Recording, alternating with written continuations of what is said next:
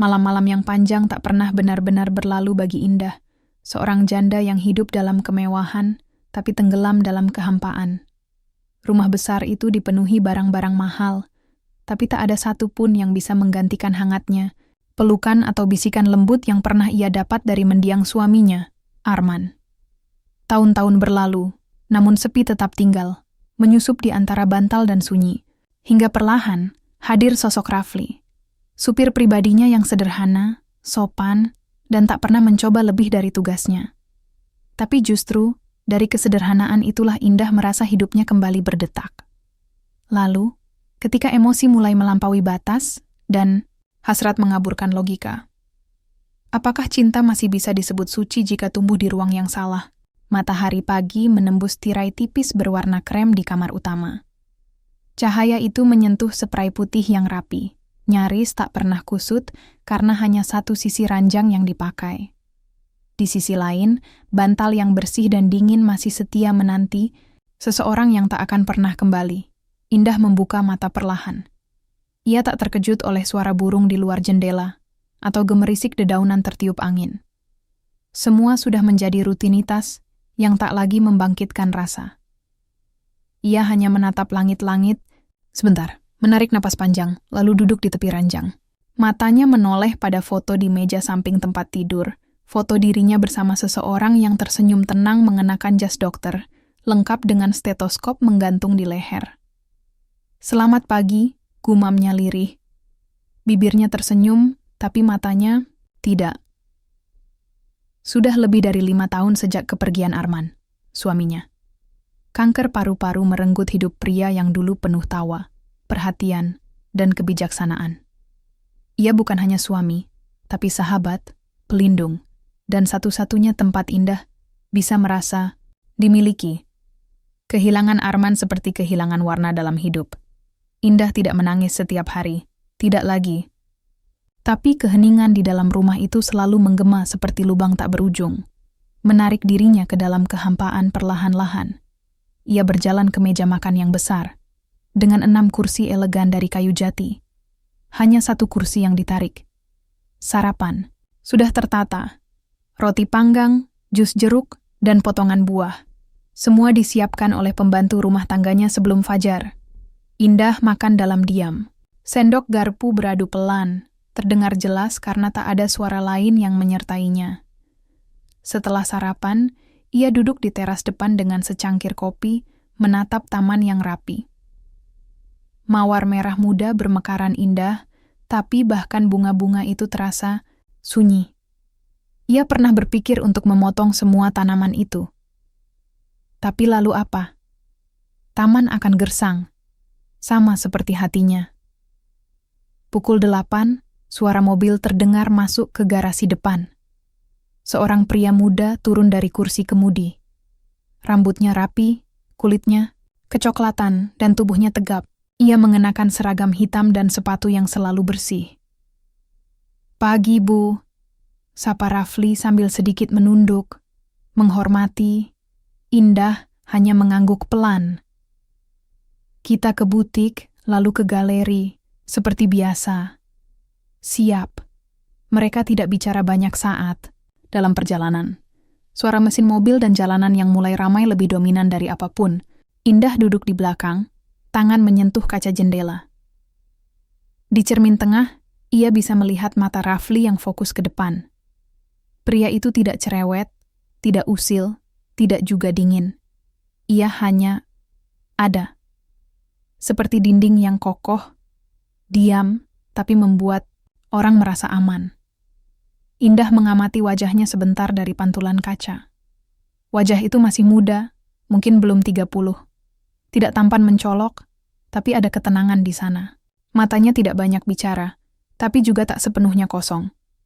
Rafli bekerja padanya baru sekitar 3 bulan. Sebelumnya ia punya supir yang lebih tua, namun harus pensiun karena alasan kesehatan. Seorang teman Arman yang juga dokter merekomendasikan, Rafli, katanya anak itu sopan, rajin, dan bisa dipercaya. Dan memang benar. Selama 3 bulan ini, Rafli tak pernah terlambat, tak pernah bertanya hal pribadi, dan selalu tahu kapan harus bicara dan kapan harus diam. Tapi justru karena itulah, Indah merasa penasaran. Siapa sebenarnya pria ini yang bisa begitu tenang di tengah dunia yang penuh kegaduhan? Butik pertama yang mereka datangi masih sepi. Indah mencoba beberapa gaun, menyapa pemilik butik yang sudah kenal lama, lalu membeli tanpa banyak pertimbangan. Ia hanya ingin merasa hidup, meski sejenak. Belanja kadang menjadi pelarian, bukan karena kebutuhan, tapi karena setidaknya ada yang bisa dipilih, diputuskan, dikendalikan. Di perjalanan pulang, Indah mulai membuka mulut. "Rafli, kamu tinggal di mana?" "Di daerah Ciledug, Bu. Masih ngekos." "Jauh juga ya. Pulang pergi pasti capek." Rafli hanya tersenyum kecil lewat cermin. "Sudah biasa, Bu. Yang penting kerjaan lancar." Indah mengangguk, lalu diam lagi. Tapi ada sesuatu di dadanya, seperti rasa ingin tahu yang tumbuh perlahan. Ia tidak tahu kenapa. Mungkin karena akhirnya ada suara lain selain gema pikirannya. Sendiri. Hari itu berakhir seperti biasa. Tapi malamnya, saat Indah menatap langit-langit dari ranjang, ia mendengar suara mesin mobil dalam pikirannya. Lalu suara Rafli yang tenang. Lalu senyum kecilnya di cermin tengah. Ia terdiam. Bingung pada dirinya sendiri. Bukan, ia tidak sedang jatuh cinta. Itu mustahil. Ia hanya lelah. Lelah menjadi batu di dalam rumah megah ini. Lelah berpura-pura kuat, berpura-pura sibuk, berpura-pura baik-baik saja. Dan entah mengapa, saat mata Indah mulai tertutup malam itu, ia memikirkan Rafli. Bukan sebagai pria, tapi sebagai satu-satunya manusia yang sekarang hadir dalam hidupnya, setiap hari dalam diam, yang tidak menuntut, tidak menghakimi, tidak banyak bicara, hanya ada. Dan kehadiran itu saja sudah cukup membuat kesunyian jadi sedikit lebih bisa ditanggung. Indah duduk di bangku belakang seperti biasa, dengan rambut tergerai rapi, parfum lembut bunga mawar menyelimuti ruang kabin mobil yang sejuk. Tangannya menyentuh kaca jendela yang berembun ringan akibat pendingin udara. Di luar, Jakarta bergerak, lambat seperti biasa, macet, padat, dan nyaris tak berubah sejak bertahun-tahun lalu. Tapi kali ini, ada sesuatu yang berbeda. Bukan di luar, tapi di dalam dirinya. Sudah hampir 1 minggu sejak ia mulai memperhatikan Rafli lebih dalam. Bukan sebagai supir, tapi sebagai seseorang yang benar-benar hadir. Ia belum bisa menjelaskan rasa itu. Mungkin bukan cinta, tapi lebih dari sekadar perhatian. Mungkin hanya karena akhirnya ia punya teman bicara yang bisa ia temui setiap hari. Tapi entah kenapa, setiap kali Indah mendengar suaranya, meski hanya menjawab, "Iya, Bu," hatinya terasa sedikit lebih ringan. "Rafli," panggilnya pelan. Suaranya nyaris kalah oleh suara mesin dan radio yang diputar lirih. "Ya, Bu. Kalau boleh tahu, kamu sekolah sampai mana?" Rafli melirik kaca spion. "Sampai SMA, Bu. Habis itu langsung kerja, nggak sempat kuliah." "Kenapa?" tanya Indah. Matanya menatap keluar, tapi perhatiannya penuh pada suara dari kursi depan. "Bapak saya meninggal waktu saya masih 12 tahun. Ibu yang kerja sendirian, jual gorengan di rumah. Jadi waktu lulus SMA, saya bantu. Kerja macam-macam. Jadi tukang parkir pernah, jaga warnet pernah, bahkan sempat jadi kuli proyek." Indah memalingkan wajah. Ia tak ingin terlihat terlalu peduli, tapi suara Rafli jujur dan polos. Tidak menyedihkan, tapi membumi. Tidak menyombongkan penderitaan, hanya menceritakan hidup seperti adanya. "Kamu masih tinggal sama ibumu sekarang?" "Masih, Bu. Tapi saya jarang pulang. Ibu sekarang tinggal sama adik saya. Dia yang jaga. Saya cuma bisa kirim uang tiap bulan." Indah diam. Ada sesuatu yang meremas hatinya. Sudah lama sekali ia tidak mendengar cerita hidup yang begitu nyata. Dunia Indah selama ini penuh dengan pesta amal, pertemuan sosialita, dan obrolan tak bermakna di meja makan mahal. Semua palsu. Semua penuh topeng. Tapi ini, Rafli, ia seperti lembaran buku usang yang tulus, dan kejujuran itu terasa seperti angin segar di dalam hidupnya yang pengap. "Kamu suka kerja di sini?" tanya Indah. Suaranya lebih lembut dari biasanya. Suka, Bu. Nyaman, tenang, dan ibu orangnya baik. Indah nyaris tertawa kecil. Ia tak tahu apakah itu basa-basi atau jujur. Tapi ia memilih percaya. Kalau kamu nggak jadi supir, kamu pengen kerja apa? Rafli terdiam sejenak, lalu menjawab pelan. Dulu, saya pernah pengen jadi perawat.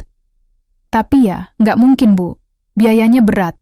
Indah tersenyum kecil. Suami saya dulu dokter, katanya lirih, nyaris seperti berbicara pada dirinya sendiri. Saya tahu, Bu, jawab Rafli. Pelan. Semua orang di rumah ini bicara soal beliau. Katanya orangnya sangat baik. Indah mengangguk. Lalu, diam lagi. Di sisa perjalanan, mereka tak banyak bicara. Tapi keheningan itu tak lagi terasa seperti dinding. Dingin yang membatasi. Justru terasa hangat, nyaman. Seperti dua orang yang tidak perlu banyak kata untuk mengerti bahwa ada sesuatu yang saling mengisi. Hari-hari berikutnya, obrolan kecil itu jadi kebiasaan baru. Kadang hanya soal cuaca, kadang soal tempat makan enak di pinggiran kota. Kadang Rafli bercerita tentang ibunya yang suka mengeluh kalau tidak ditelepon 2 hari saja. Kadang Indah menceritakan kucingnya yang dulu selalu tidur di atas kepala Arman, suaminya. Indah tertawa untuk pertama kalinya dalam waktu yang lama saat Rafli bercerita tentang pengalaman nyasar ke rumah duka saat hendak mengantar barang pernikahan. Saya kira itu rumah pengantin, Bu. Pas masuk, semua orang pakai baju hitam. Saya bawa kotak kue. Malu banget, tawa Indah pecah. Tidak dibuat-buat. Tawa yang mengalir dari dada, bukan dari topeng sosialita. Dan entah kenapa, setiap hari, Indah merasa menunggu Rafli menjemput, menunggu obrolan di tengah jalan. Menunggu jeda-jeda sunyi yang terasa tak lagi membekukan. Ia mulai memperhatikan detail kecil. Cara Rafli membersihkan kaca spion, bagaimana ia selalu membuka pintu dengan tangan kiri, agar tangan kanannya tetap bisa siaga jika diperlukan, bahkan caranya melirik ke belakang ketika parkir, tenang, terkontrol, dan manis. Ya, manis. Indah mulai merasa takut. Ia mulai berdandan lebih rapi, memilih lipstik dengan warna lebih lembut, menyemprotkan parfum ke belakang telinga, bukan hanya ke pergelangan tangan. Ia mulai memikirkan Rafli sebelum tidur, bertanya-tanya apa yang sedang ia lakukan. Apakah ia lelah? Apakah ia pernah merasa sepi? Lalu suatu malam, ia duduk di kursi rias, memandangi wajahnya sendiri di cermin. Wajah yang masih cantik, tapi jelas bukan 20 tahun lagi. Wajah yang menyimpan banyak kisah. Wajah seorang janda yang hampir lupa caranya dicintai. Bodoh, gumamnya. Kamu cuma kesepian. Tapi bisikan itu tak cukup keras untuk menenggelamkan. Debar di dada saat esok harinya, Rafli membuka pintu mobil dan mengucapkan, "Selamat pagi, Bu," dengan senyum kecil yang terlalu tulus untuk tidak berarti apa-apa. Sore itu, hujan turun deras saat mereka terjebak macet di daerah Senopati. Mobil berhenti cukup lama di lampu merah. Suara wiper menyapu kaca depan ritmis dan lambat. "Rafli," ujar Indah tiba-tiba. "Ya, Bu? Kamu pernah jatuh cinta sama seseorang yang nggak seharusnya kamu cintai?" Rafli tak langsung menjawab. Ia menoleh sedikit, lalu bertanya pelan. "Maksudnya, Bu?" "Ya, misalnya, seseorang yang jauh, yang beda, yang bukan milikmu, tapi kamu tetap merasa dekat, nyaman, kayak rumah." Suasana di dalam mobil mendadak berubah. Seperti udara yang mendadak jadi pekat. Rafli menatap jalan lagi, lalu menjawab. "Pernah, Bu, tapi saya sadar diri." Indah menoleh keluar jendela. Ada sesuatu yang mengalir dari matanya, tapi bukan air mata. Mungkin rasa malu, mungkin kerinduan, mungkin keduanya. Dan saat Rafli menyalakan lampu sen dan perlahan memutar setir, Indah tahu, babak baru akan segera dimulai. Dan ia tidak bisa lagi mundur. Tidak ketika sunyi itu sudah mulai terisi. Tidak ketika hatinya mulai berharap.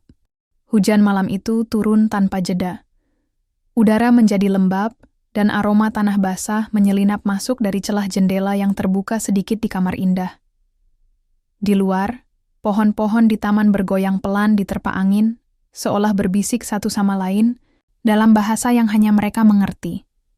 Indah berdiri di depan cermin, hanya mengenakan gaun tidur tipis berwarna pastel. Rambutnya masih sedikit basah karena ia baru saja mandi. Wajahnya bersih, tanpa riasan. Tapi sorot matanya tidak tenang. Ia menatap bayangan dirinya, mencoba menepis bayang-bayang Rafli, yang selama ini perlahan menyusup ke dalam pikirannya, ke dalam relung hatinya yang lama beku. Ia meneguk anggur dari gelas kristal yang gemerlap oleh pantulan lampu gantung. Suara hujan makin keras. Entah kenapa malam itu terasa berbeda, lebih berat, lebih rawan. Jam di dinding menunjukkan pukul 8 malam. Rafli baru saja mengantarnya pulang 1 jam lalu setelah mereka pergi ke pameran lukisan di daerah Kemang. Sepanjang perjalanan tak banyak kata diucap, tapi setiap jeda sepi justru terasa lebih bising dari suara klakson jalanan. Indah menyadari satu hal, dirinya bukan lagi hanya seorang majikan yang kesepian. Ia seorang perempuan yang merasa hidupnya kembali berdenyut hanya karena keberadaan seseorang yang seharusnya tak boleh ia sentuh. Tiba-tiba suara interkom berbunyi. "Ibu, Rafli mau pamit pulang." Suara Mbak Sri dari dapur. Terdengar lelah namun sopan. Indah terdiam sebentar. Lalu ia menjawab, "Suruh dia naik ke kamar, saya mau bicara." Ada jeda. Seperti udara berhenti bergerak selama beberapa detik. Lalu suara dari interkom kembali terdengar. Pelan. "Baik, Bu." Indah meletakkan gelas anggur. Jantungnya berdetak, terlalu kencang. Ia tidak yakin dengan apa yang ia lakukan, tapi juga tidak ingin berhenti. Tidak malam ini. Beberapa menit kemudian, terdengar ketukan di pintu kamarnya. Pelan, ragu. "Masuk," katanya, dengan suara yang hampir berbisik. Pintu terbuka. Rafli berdiri di sana, dengan tubuh sedikit basah karena hujan. Seragamnya masih lengkap, tapi rambutnya sudah sedikit acak-acakan. Mata mereka bertemu. Untuk pertama kalinya, tidak ada batasan antara majikan dan bawahan. Yang ada hanya seorang perempuan dan seorang pria. "Maaf, Bu, saya dipanggil?" Indah berjalan perlahan ke arahnya. Tidak terlalu dekat, tapi cukup untuk membuat jarak di antara mereka menjadi berbahaya. "Kamu nggak mau duduk dulu?" tanyanya. Rafli mengangguk pelan. Ia duduk di sofa kecil dekat rak buku. Punggungnya tegak, matanya waspada, tapi juga gelisah. Indah berdiri di hadapannya. "Aku cuma mau bilang, terima kasih." "Untuk apa, Bu?" "Untuk hadir. Untuk semua obrolan kita. Untuk membuat aku merasa masih ada." Rafli menatapnya dalam diam. Pandangan matanya berubah. Ada sesuatu yang mulai retak. Ia tahu, arah pembicaraan ini tidak biasa. Tidak aman. Indah berjalan lebih dekat. "Aku tahu kamu sopan. Kamu jaga jarak. Tapi kamu juga tahu, kita sama-sama merasa." "Bu Indah." Rafli mencoba bicara. Suaranya berat. "Aku kesepian, Rafli," bisiknya. "Dan kamu membuat semuanya terasa hidup lagi." Hening, lalu Indah perlahan mendekat. Tangan kirinya menyentuh lengan Rafli. Ringan, nyaris seperti permohonan. Wajahnya dekat, napasnya terdengar. Mata mereka saling mencari jawaban yang mereka tahu tak boleh ada. Dan saat Indah mendekatkan wajahnya lebih dekat lagi, mencoba menembus batas terakhir antara mereka, Rafli berdiri. Cepat, langkahnya mundur, matanya gelisah. "Maaf, Bu, saya nggak bisa." Indah membeku. Tangannya masih tergantung di udara. Bibirnya sedikit terbuka, tapi tak ada suara yang keluar. Rafli menunduk, seolah menyembunyikan rasa yang mendesak dari matanya. Saya hormat sama Ibu. Sama almarhum Pak Arman. Beliau orang yang luar biasa baik. Saya nggak bisa khianatin itu." Air mata menetes di pipi Indah. Bukan karena marah, tapi karena malu. Karena kalah. Karena ia tahu. Ia memang salah. Rafli mundur 1 langkah. "Saya minta maaf, Bu. Mungkin Saya harus berhenti kerja di sini. Tidak, tolong, jangan. Suara Indah serak, tapi Rafli menggeleng. Ini yang terbaik. Buat ibu, buat saya, buat semua. Ia berjalan menuju pintu, menunduk sekali lagi, lalu menghilang. Dan saat suara pintu tertutup, Indah jatuh duduk di lantai. Sendirian lagi, lebih dari sebelumnya. Keesokan, paginya, langit mendung menggantung rendah di atas rumah megah itu. Tak ada suara mobil yang datang. Tak ada suara sapaan hangat dari Rafli. Tak ada percakapan di tengah jalan. Indah menatap taman dari balik jendela. Tangannya menggenggam secangkir teh yang tak disentuh. Di meja, surat pengunduran diri Rafli tertulis rapi dalam amplop coklat. Dititipkan pada Mbak Sri, ia membaca surat itu 3 kali. Kata-katanya sopan, singkat, tidak menjelaskan alasan yang sebenarnya, tapi ia tahu Rafli memilih pergi karena ia mencintai dengan cara yang benar. Dan justru karena itulah, hati Indah remuk. Hingga malam itu kembali datang, dan rumah itu sunyi seperti dulu. Tapi kali ini, kesunyian itu berbeda, lebih menyakitkan. Karena ia pernah tahu seperti apa rasanya hampir diselamatkan, tapi gagal. Waktu tidak berhenti, meski hidup terasa beku. Hari-hari berlalu tanpa suara yang berarti. Indah kembali menjalani rutinitas seperti sebelumnya, makan sendiri, minum teh sendiri, dan menghadiri undangan yang tak pernah benar-benar ingin ia datangi. Tapi kini, ada kehampaan yang berbeda. Bukan sekadar sepi, melainkan kehilangan sesuatu yang tak sempat benar-benar dimiliki. Sudah 2 minggu sejak Rafli pergi. Tidak ada kabar, tidak ada pesan, tidak ada jejak.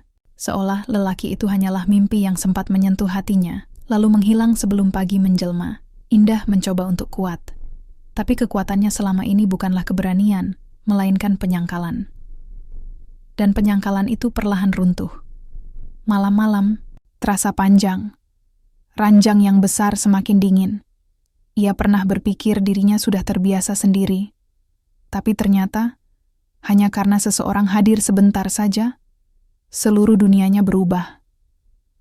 Dan kini, yang tersisa hanya suara detak jam, napas yang berat, dan kenangan yang menolak untuk padam. Pagi itu, ia duduk di beranda rumah. Angin lembut membawa aroma kembang sepatu yang sedang bermekaran. Mbak Sri datang dengan nampan berisi teh dan roti panggang. Tapi Indah hanya menatap kosong. "Bu," kata Mbak Sri ragu. "Saya dengar, Mas Rafli sekarang kerja di panti jompo, di luar kota." Indah menoleh. "Kamu dengar dari siapa?" "Dari sopir tetangga, Bu. Katanya dia sempat ketemu Rafli minggu lalu. Dia kelihatan lebih kurus, tapi tetap sopan. Katanya sekarang ngurus orang tua-tua di sana, kerja siang malam." Indah menggenggam cangkir teh, erat. Tapi teh itu sudah dingin. Sama seperti harapan dalam hatinya. Beberapa hari setelahnya, Indah duduk di ruang baca, memandangi rak buku yang dulu dipenuhi oleh koleksi suaminya. Ia menarik satu buku tua berjudul Tentang Manusia dan Hati, karya klasik yang tak pernah benar-benar ia baca. Di halaman pertama, ada catatan tangan Arman, tulisan yang ia hafal betul. Hidup bukan soal panjangnya waktu bersama, tapi seberapa tulus kita hadir di hati orang lain.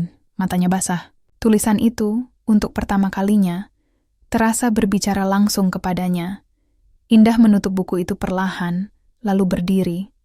Ada sesuatu yang berubah dalam sorot matanya. Bukan harapan, tapi keberanian. Sore itu, ia menyetir sendiri. Sudah lama ia tak menyentuh kemudi, tapi tangan-tangannya mantap. Jalanan menuju luar kota tidak semulus dulu, tapi ia tak peduli. Ia hanya mengikuti petunjuk dari catatan kecil yang ia dapat dari sopir tetangganya.